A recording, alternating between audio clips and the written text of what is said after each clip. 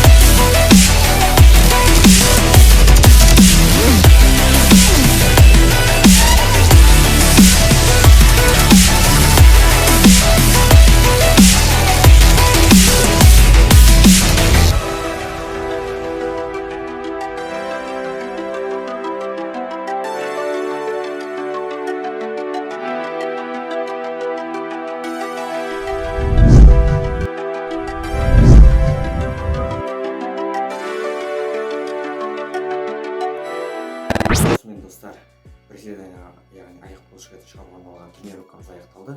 Келесі видеода біз осындай 30 күндік челленджі бастаған болатынбыз. Мына жерден көре аласыздар, осында кіріп. Сол бойынша видео болады. Осы видеоны қалып қалдырмау үшін сіздер біздің каналға тіркеліңіз, осы видеоның астына лайк басыңыз, сосын қоңырау шамын басуды ұмытпаңыз. Олай болса достар, келесі видеода біз пресске байланысты видео және де тренировка түсіретін боламыз. Сондықтан достар, келесі видеода кездескенше сау болыңыздар.